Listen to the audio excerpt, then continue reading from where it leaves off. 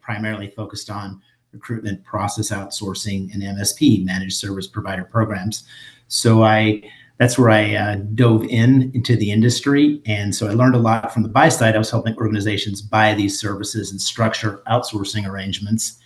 And then I did that for about 6 years. And then I decided to join the service provider world out of the consulting world. I was recruited into Randstad SourceRight in 2011 and then spent 13 years there helping drive their RPO and their MSP business. So growing it from being a North American organization to the global entity that it is today. Well, congratulations to you and congratulations to Randstad for making such a key hire. Right, Absolutely. Hary? Yes. And so where do you think, we should, start? I mean, I like to start with the history of where it all kind of, began, right? And so let's jump in there if you agree. Sure. The original problem statement around MSP it was the problem that existed in the late 90s and early 2000s is, while managing your non-employee workforce in a large-scale organization, you really struggle with, you didn't have visibility to your headcount, your contingent headcount. You really only understood what your cost was, or your spend was after the fact. You had no contract repository, inconsistent contract terms, inconsistent payment terms, inconsistent rates. And really the solution that came out of the market was this creation of a centralized contingent workforce program, or an MSP. And that was also underpinned by what we call a vendor management system, a VMS. And those really came to the fore in the early 2000s and really brought to bear a centralized platform, technology platform, the VMS, and an MSP, a standardized process or a program to really bring standard policy creation and management, standard contract terms, cost controls, audits of the suppliers or the service providers that are providing the talent in the programs, really looking at the supply chain and aggregating that and normalizing that. And then in combination with the technology, they were able to really get a handle on what their budget to actual time management was, their market rates, and managing those. And then also the technology brought standard process as well as broader enterprise visibility. So simply put, the MSP solved for visibility, compliance, cost control, and savings. So really strategic solution that came to the market, but it was a massive disruptor at the time to the staffing industry. Right. And so how did the staffing industry take that? I mean, were they just kind of, happy about it? Were they kind of, not necessarily unhappy, but just, kind of wanting to understand it, being that it was a new construct? How did that go down? Yeah, at the time it was a disruptor to the staffing industry, in that you had these concepts of vendor neutrality brought into the market, where you had an MSP program that was considered vendor neutral because it was giving no preferential bias to any of the participating vendors. So all the tier one vendors would receive the requisition at once.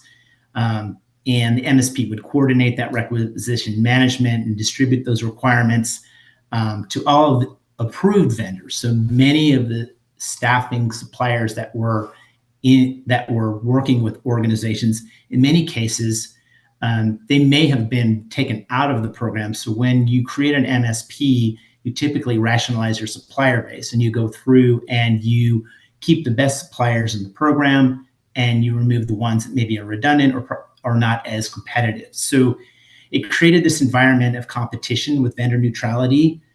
At the same time, so I think it was most disruptive to the kind of mid-sized to smaller staffing firms. For the large staffing firms, they, of course, I think some were very early to say, okay, let's kind of shift the thinking here. We provide a massive amount of talent to these large enterprise organizations. They really pushed the master vendor model, which was where the client organization would select a single staffing firm or large staffing firm as a primary vendor to handle the majority of the staffing requirements. And that helped mitigate some of the erosion of spend that some of the larger staffing firms had in the programs. But then you started to see, as organizations got more sophisticated and the programs got more sophisticated, a blend of trying to bring the right delivery models, vendor neutral, master vendor, to the mix. But it was still very disruptive. And it was disruptive because there was a concept of supplier funded models brought into the economics of how these programs were structured. And so the service providers in the program, the staffing providers in the program, would take a portion of their profit to cover the cost of the management of the program. So that, of course, was disruptive from a financial perspective. And did the staffing firms like that model? Did the MSPs like that model? Did anybody like it better than each other? So the early MSPs that were vendor neutral and that brought technology to bear absolutely loved the model and the clients actually liked the model because it gave them, again, that visibility, and it gave them that cost savings, and it brought strategic value to them as organizations. So it was most disruptive on the staffing firms who were, if they weren't an MSP provider, and of course, as the industry evolved, the majority of the larger staffing firms, of course, moved into the MSP space and started providing MSP as a product and a service as part of their broader staffing capabilities. But continue to do staffing as well. Correct.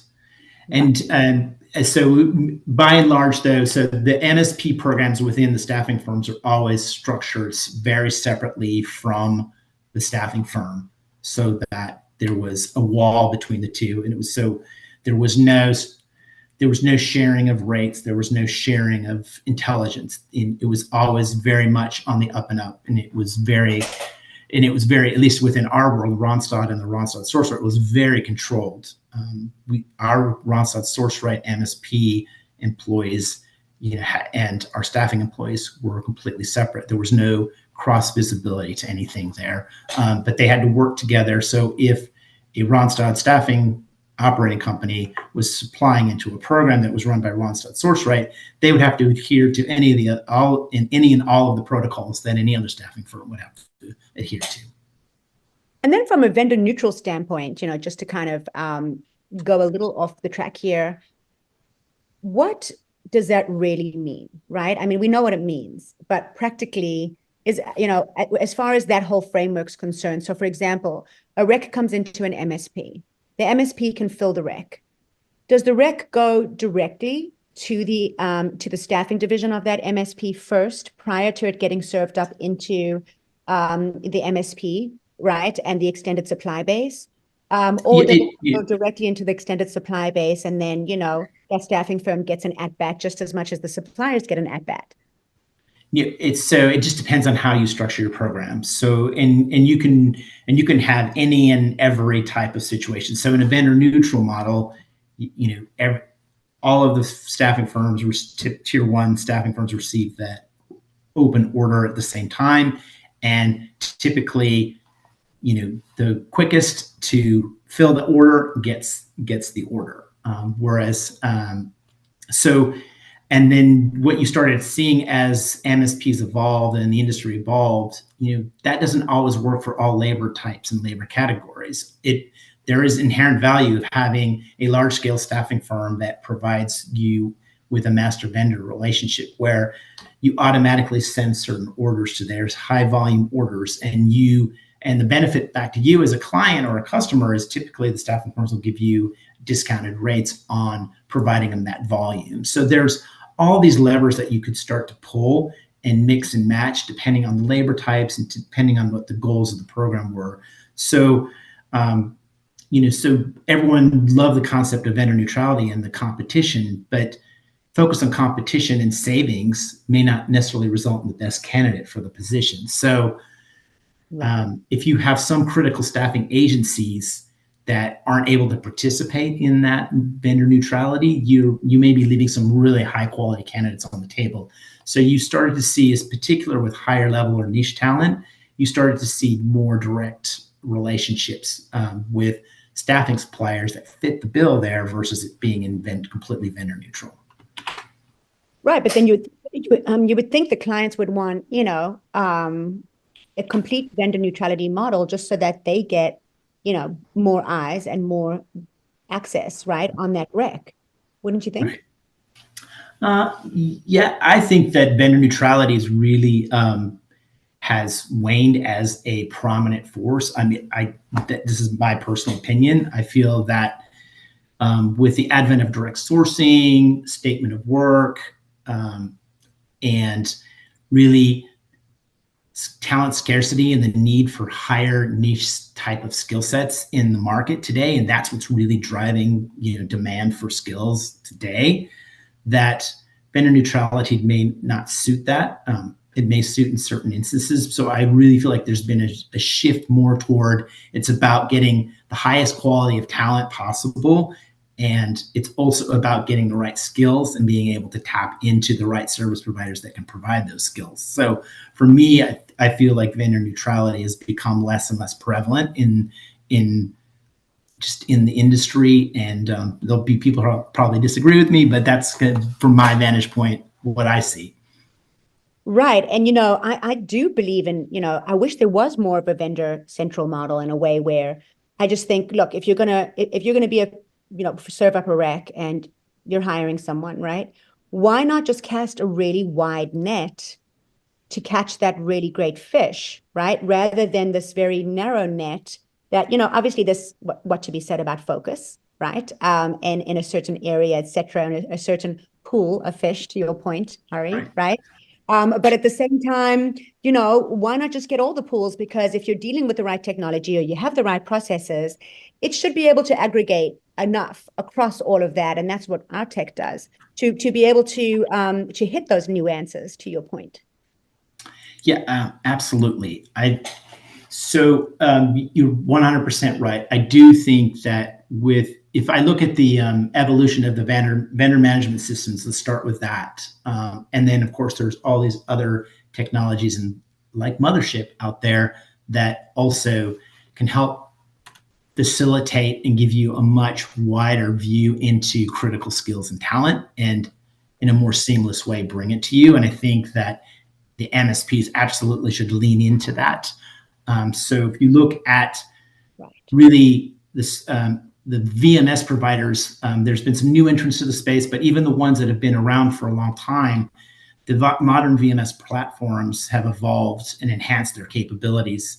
It's gone from being kind of having your basic contractor management tools to much more sophisticated systems that integrate well with enterprise resource planning and human resource information systems really nicely. And the platforms really support a broader, wider range of non-employee roles, including freelancers, project service teams, strategic insights, and operational efficiencies. They've increased the use of automation, so bringing artificial intelligence and machine learning. It's really transformed the VMSs, and it's enabled products like Mothership to really start to gain traction in the marketplace by automating various processes like resume screening, interview scheduling, credentialing, onboarding, performance tracking. All of these things are much more seamless now, and it gives you a much richer ecosystem, and it helps really match the right contingent workers with suitable projects a lot more efficiently. And Right. and then just looking at process automation, like AI and process automation are becoming central to almost everything in the talent space. And because it's enabling more efficient vendor management, reducing operational costs, and these technologies really help with tasks such as monitoring, compliance tracking, quality management, really bringing robust capabilities to really help evolve organizations' business needs and really making it much more seamless to connect them to talent. So I love that. So are we saying that prior to technologies like Mothership being around, right, that everyone wanted to be vendor neutral, but it's kind of like it's a bandwidth issue, and it was a systems issue, right? It was like there was only, you think about how many children each person can have, right? I mean, I stopped at two, right? But at the bottom line is, yes, exactly, and I highly recommend 3. It yeah, makes it a exactly. little bit more exciting.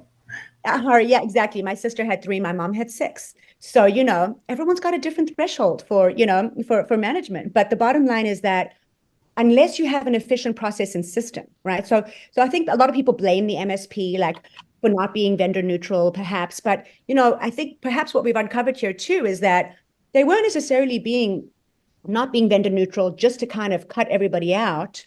Although, we can get into a little bit of that. But I think that you're right. If you don't have, time, money, bandwidth to manage that many suppliers, what ended up happening, because I don't even believe in curation of supply network.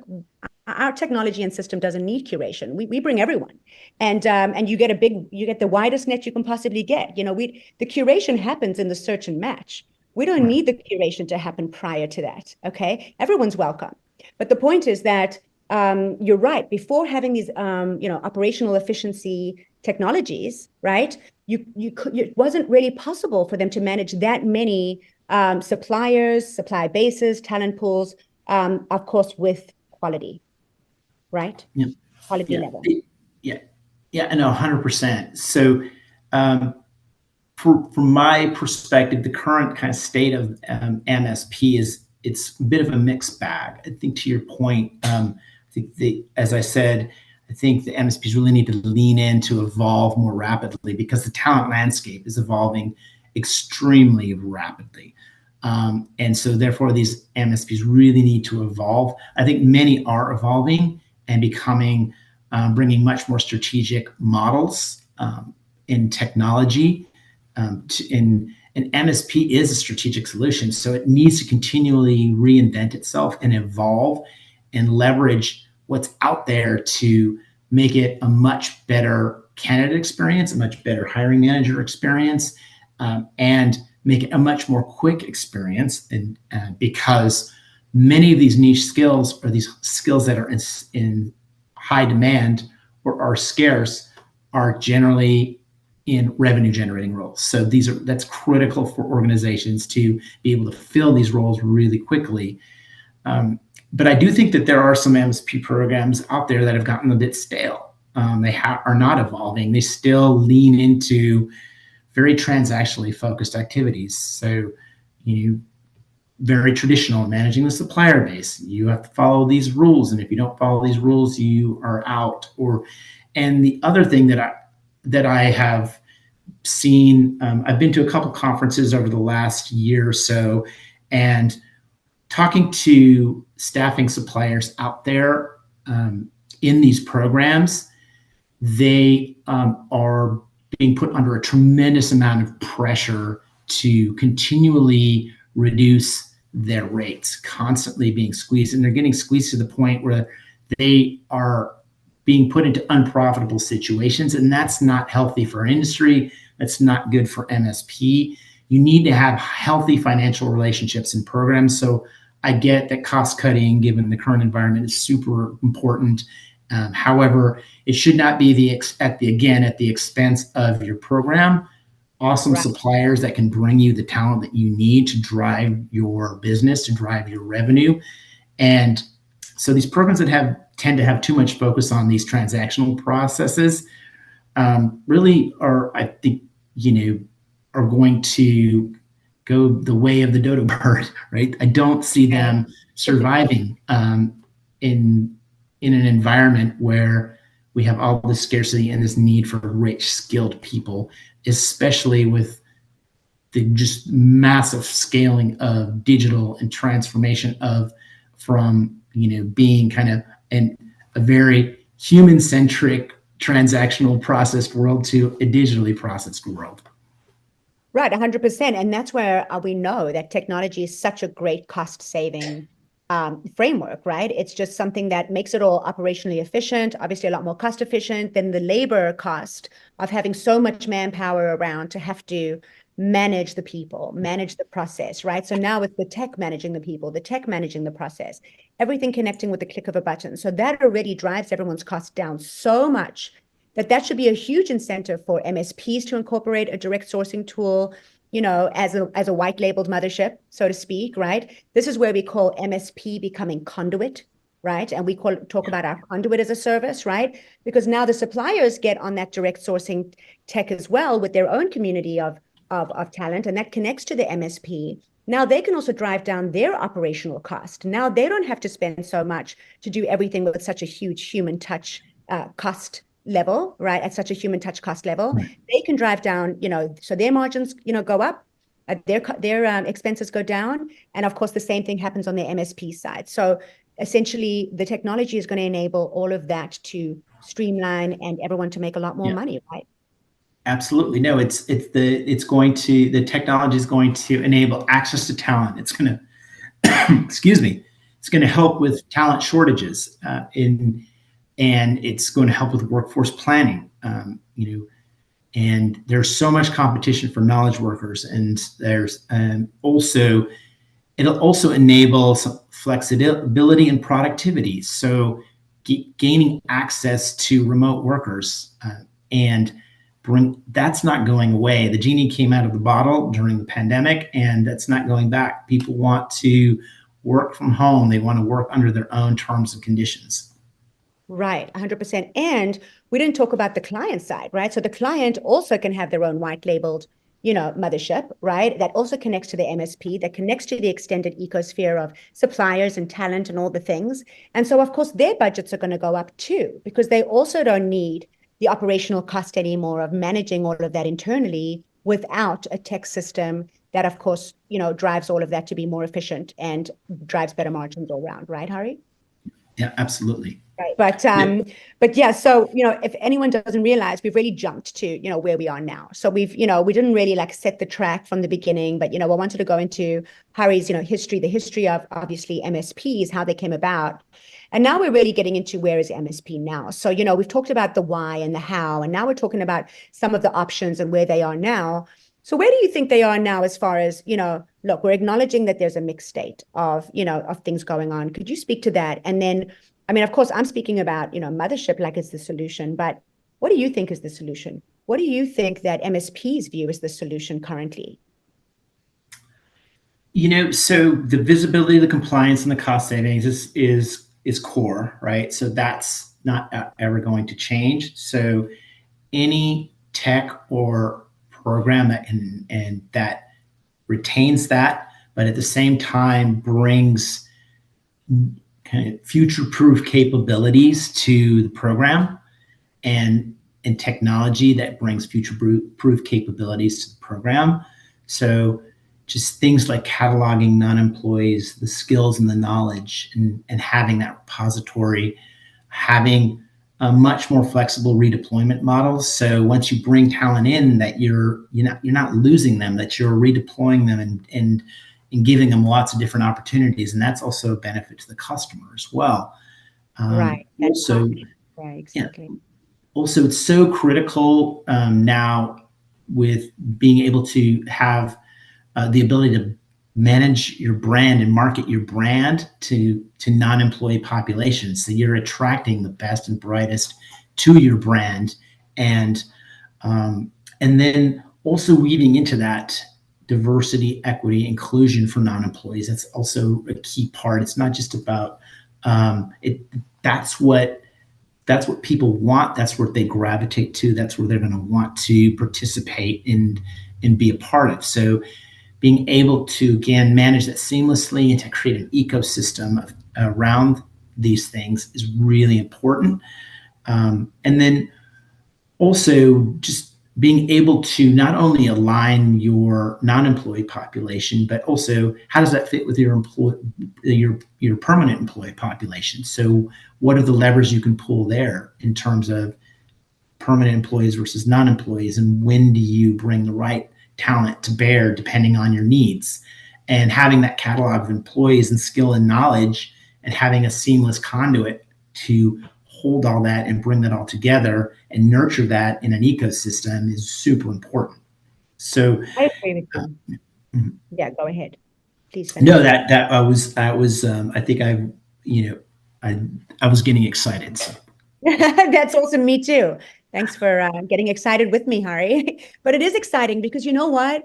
It just gives everyone the ability to do more and make more money and get more impact and just be happier, healthier, right? So that's where I get super excited, right? I mean, of course, we all love to make money, but I really get excited when that really translates into better work-life balance, happier, healthy workforce. Things are just more operationally efficient. People are able to get more with less, right? And people are able to be supported in a way that's actually scalable and that actually can allow for the amount of support that they need, not just what they're able to get, because the framework is not supporting them to get more, and there's just not enough to go around, right? So that is where I really love the conduit, and I love, all the players coming to the table to get on the conduit, to get on network, so that the ecosphere can support them, right? Because being off the grid, just like MSP started, right? Like there was a certain amount of autonomy that staffing firms loved to have.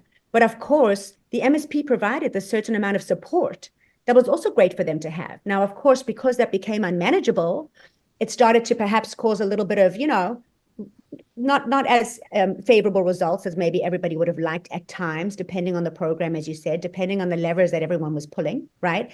But this standardized solution, this new tech age that we're in, that's enabling all of that to happen, makes it truly possible with the support and actually letting it be a real thing this time. Yeah, and look, MSP continues to be very, very, it's a very strategic capability and model. But in the programs that I have seen that continually reinvent themselves and evolve and really cater to the needs of not only the hiring manager and the candidates, but also the business needs, but also the service providers who are providing the talent, and having the conduit, as you said, to bring all of that together in a very seamless way, and really pushing some of these more forward-thinking type of capabilities around direct sourcing, service spend management, and then looking at total talent models. So it's really exciting time, right, for our industry, and the programs that are evolving and then continually pushing the envelope on that evolution are the ones that are going to be the most successful in helping their clients achieve their results.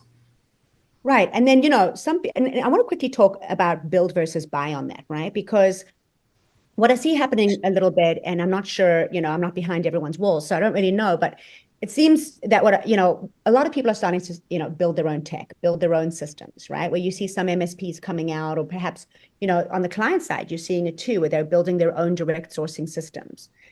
And, I personally hate to see that, not just because, we want everyone to be part of Mothership's conduit, of course, but at the same time, really why I hate seeing it is because it doesn't really solve the problem, right? That's where you have now another siloed solution that disconnects the client of that MSP or of that staffing firm from all the other solutions that they could get access to from a standardized system, from a truly universal standardized system, something that is not just carried by one staffing firm or one MSP, and now they've got to go on board to another one, deal with another one. Everybody has to get used to different tech. There's, upgrades and features and, things that are really just like not necessarily in everyone's wheelhouse. And so it becomes more this hodgepodge of now, different processes, different systems. It kind of goes against what the model was invented for.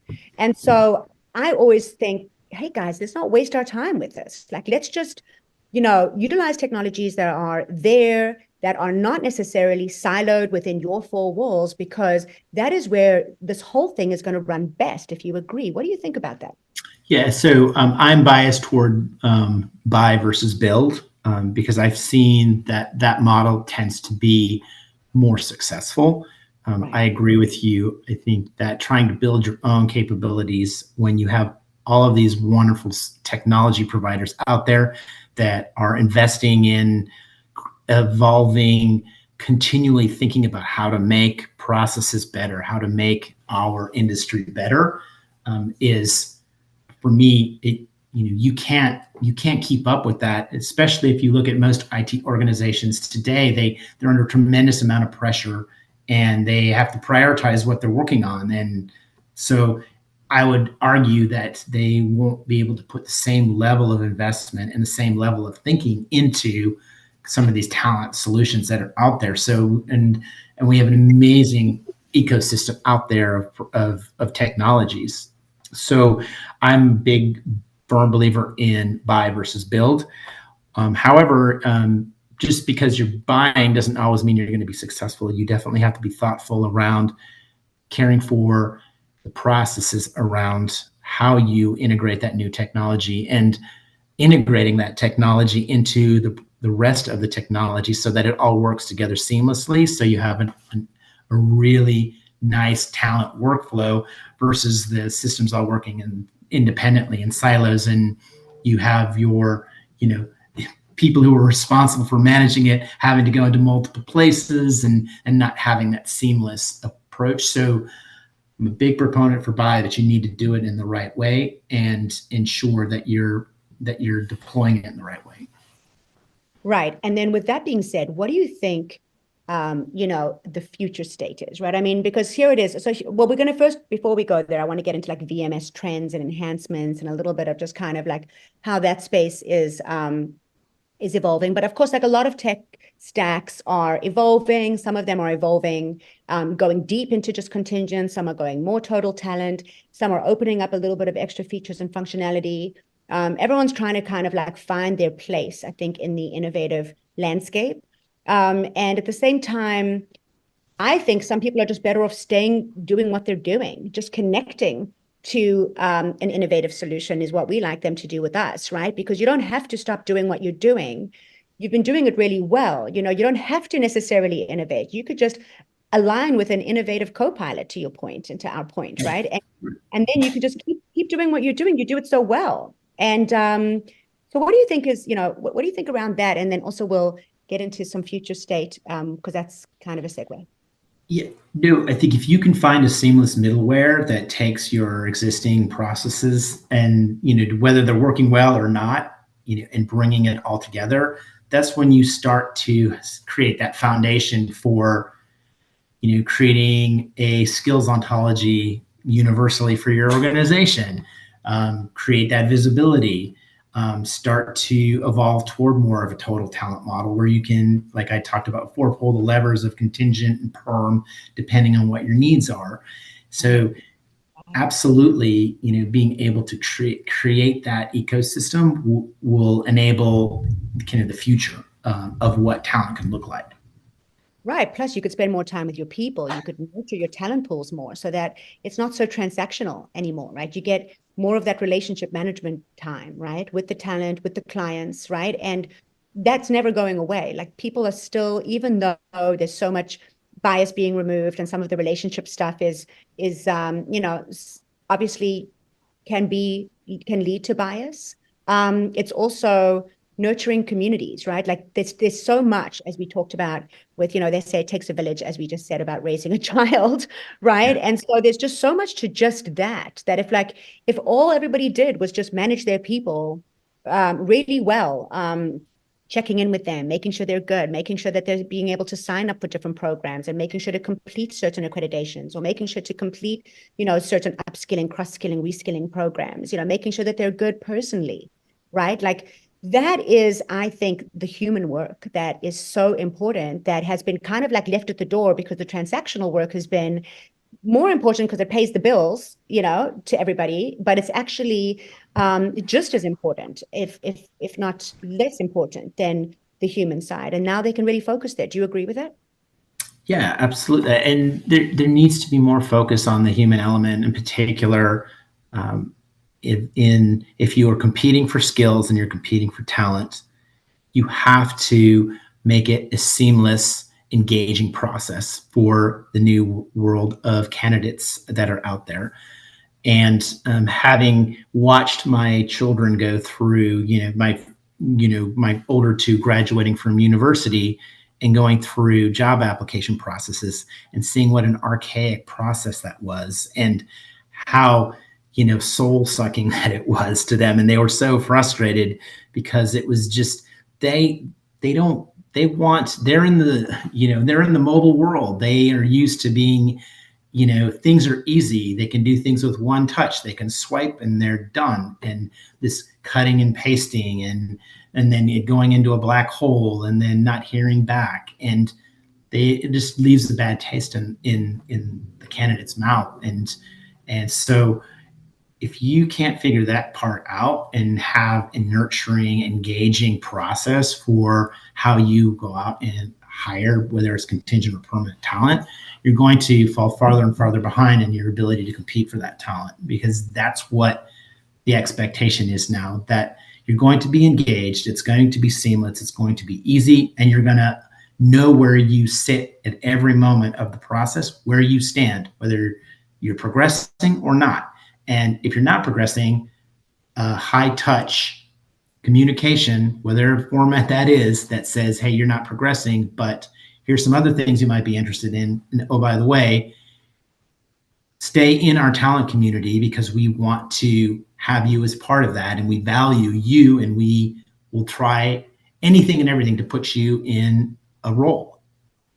Right. And those are the nuances of those organizations. You know, it's like going to a different restaurant, right? So people could think, oh, but what's special about me then? Like if I'm not able to do this, then am I going to stay in the market? And I say absolutely, because it's like, you know, everyone has a different culture. It's really about that community culture. You know, it's really about, does that talent pool resonate with you and your culture and your, you know, partner ecosphere benefits, right? So like Mothership is part of our conduit. We provide, you know, all our clients and talent with access to, you know, gold status with Delta and discounts off of hotels, you know, and as well as, you know, discounts off of workspace, you know, a lot of different, you know, things that are really cool for them to have out in the market. You know, I mean, it's great to have health, dental, et cetera. Don't get me wrong. Okay, that's the basics, but we don't have to stop there. You know, let's give them more. Let's give them extra. Let's give them something that's very individualized to them, Hari. And that's where I think these communities, these MSPs, these staffing firms can really start to dial that in for their community. And then the community becomes so sticky with them.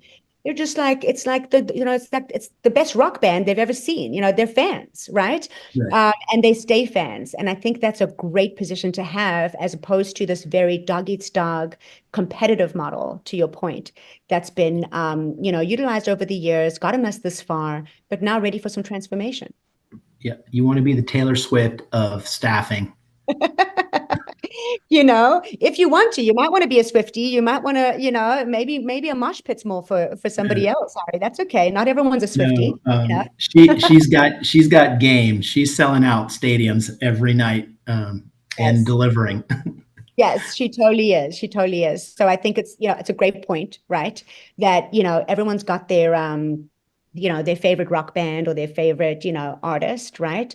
And so it's a matter of what do they resonate with? What is true to them and their culture?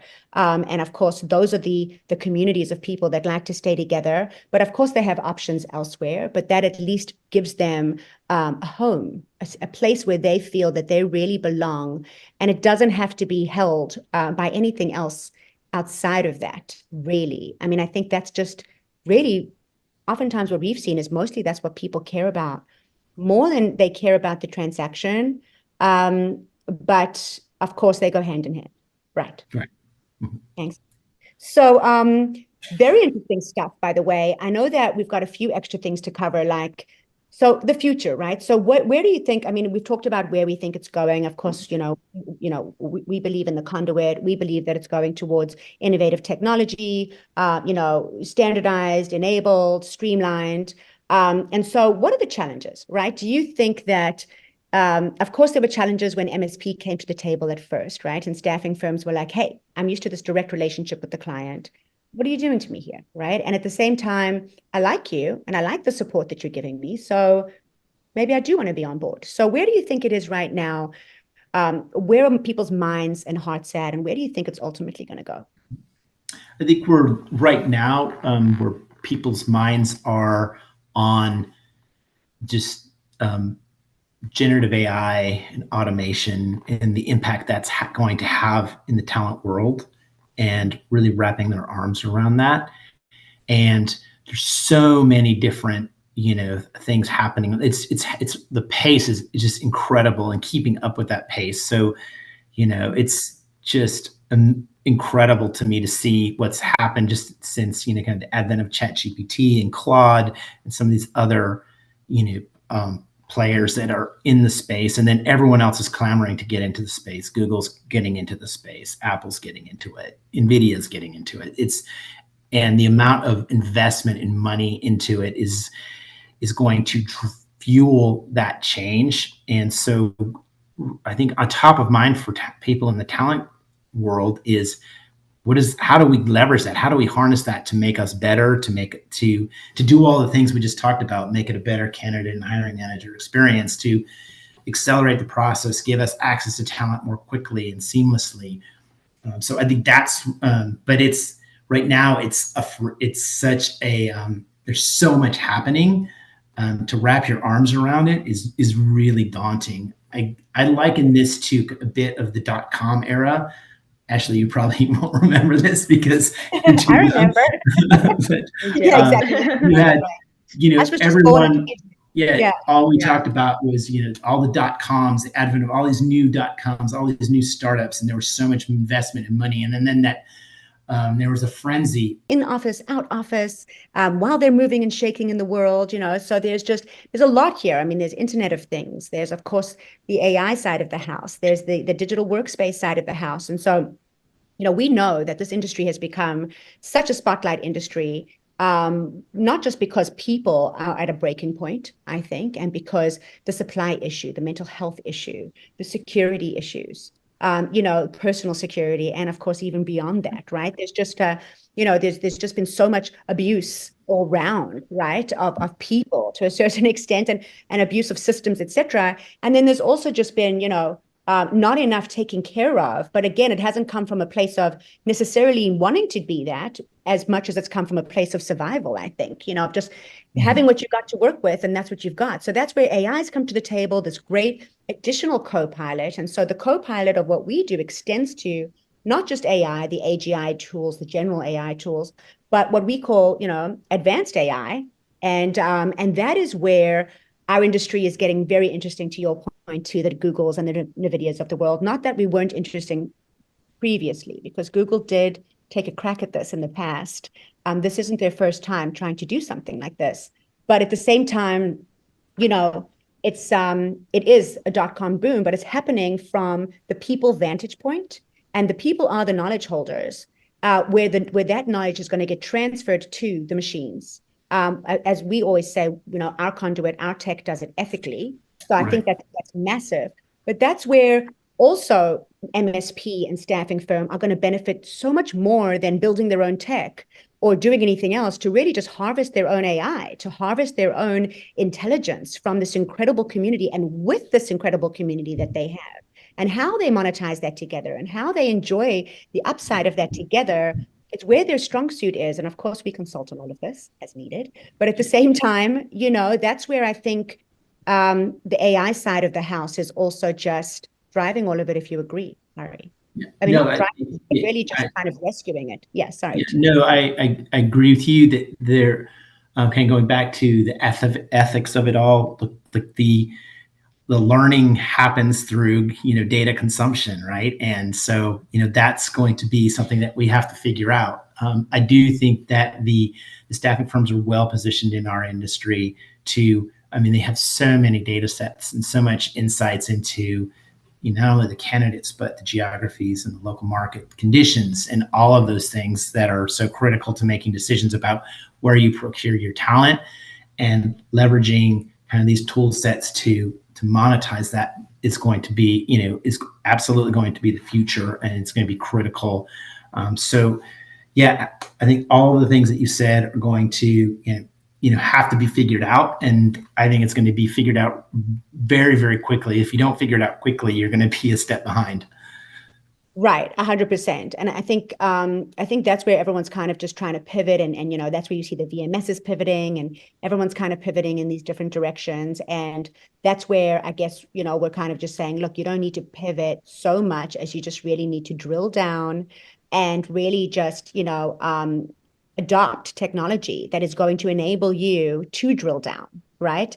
And to be able to harvest, and to be able to do so with, great framework, great conscience, and all the things, right? Yeah. So future state is looking pretty interesting, Hary, if you agree. It's an exciting time to be in our industry. It's an exciting time to be in a startup like Mothership. Thank you very much. That's what I think. And and it's also such a crazy time. I mean, Ash and I know, right? We everything runs very fast and hard, but that's really because it's so exciting. And as you said, everything is moving so fast. So, but thank you for saying that. And so look, we've been sometimes perceived as a solution that's looking to replace this or replace that. So, I think it's, great to illustrate from this conversation that we're not. We really are a co-pilot, we're a partner. We want MSPs to leverage our solution to do better, to leverage our products and services to do better. Staffing firms, we want you guys to do that too. We want clients, enterprise. We're ready for you. We deal with you. We know exactly how you need to operate. Everything is made just for you. And you don't have to be afraid to dip into these solutions. All of our clients are. And then at the same time, there's also the small to mediums out there. You guys are also welcome and very, very important in the whole ecosphere, right? It's not just about the big corporations. It's about everybody, right? And that's where we get the most impact. And that's where I think we're going to get the most standardization. And that's where we're going to get the most seamless flow through of all the things. So anything you want to mention? I mean, look, I wanted to just pose a question as far as what do you think we can do? Like, I've spoken about what I think Mothership can do, and I know you've spoken about what you think Mothership can do. But, there's reseller opportunities. People can white label our tech. Of course, we believe it's truly neutral, what we do here as well. And we enable everyone to be truly neutral and benefit from that truly neutral model. So a little recap of what you think, Hary, as far as points discussed. What are some of the big highlights, and anything else that you want to drop today? No, I mean, I appreciate you having me on and talking about my perspective on the industry. In recapping, I think that MSPs need to continually evolve. I think Mothership as a conduit could potentially help in that, absolutely. Not only as part of an MSP, but also, as you said, as a white label, as a direct sourcing capability. But I'm really excited about the possibilities that tools like Mothership bring to the industry and really evolving it to keep up with the pace of change that's happening. The amount of digital change that's happening, as I said, is just incredible. So helping organizations slow that down and making it seamless for them and making it more of a less daunting activity with tools like Mothership and other tools that are out there, I think will really help organizations evolve to their talent acquisition and their talent management to a place that is future proofed and is ready for the next generation and will enable businesses to thrive and flourish and really be able to find and manage the talent, nurture the talent in a way that is commensurate with what we would expect, how we treat each other with respect, kindness, and equality, right? That's I think for me is really important to attracting people to your organization is being representing all of those things. Genuinely, right? And not just saying you do, right? To be able to put your money where your mouth is and actually deliver, because everyone's been pushing that around for a while. And then, it just doesn't always land that way. So, hopefully everyone really, their hearts are in the right place. Maybe their tools just haven't been right. Now there's no real excuse to allow the equality to happen, right? No, I'm a big proponent of you practice what you preach and say what you do what you say. Right. So paying lip service to, equality or kindness, but not actually, exhibiting those qualities. Right. That's, it's critical to be able to exhibit that, and in order to really flourish in the environment that we want to have in the talent space in now and in the future. Right. And from a diversity standpoint, just to tie that up real quick, I know how it goes where, I mean, look, the people talk about affirmative action, for example, or, reverse discrimination, right? And so you see the pendulum swing, right? Where it becomes, okay, first it was all about the white man, then now everybody's chastising the white man, then everybody wants to go put another group at the forefront and make them the top priority. Of course, I'm very supportive of what's been going on with the women's movement. And of course, there has been a leveling up that needs to happen with, the Black community, with, of course, the women's community, with Asian Pacific communities, with all the communities of people, right? Really need to be equally assessed, equally equal opportunity, right? Just needs to find everybody, right? And so that's where I think it's also really important, because if we keep swinging the pendulum back and forth, all that does is that it creates more hate on one side and less hate on the other, but there's really not this balance of things, right? There really isn't true equality, to your point. So of course, tools like ours not only assess that, okay, yes, this person might not have the same skill set because they didn't have the same opportunities to gain that skill set because they weren't even allowed in the market until a certain time. So you can still screen for all of that, right? You can still level up those communities of people that have been marginalized or left behind and are not really, it's not fair to give them a one-to-one assessment of their skills, right? It's not fair to give them a one-to-one anything because they really did not get the opportunity to have all the years to build that kind of skill set up. And so having that all take place, but at the same time, having it done where it isn't this either or pendulum swing situation, I think is very important. It's built into our tech and process and services. But I just really see so much of that going on that is, again, really great to have some sort of standardized solution that can monitor that can level it up, but not overextend it to the point where it becomes reverse discrimination as opposed to equality. Yeah, ultimately, I think that people want to be part of a fair process. They want to be treated well, with kindness. I think ultimately that, and it comes down to being able to create a seamless, fair process that is inclusive and it enables every candidate to feel like that they belong and that they were treated in a way that was respectful and fair. That's it. Full stop. Right.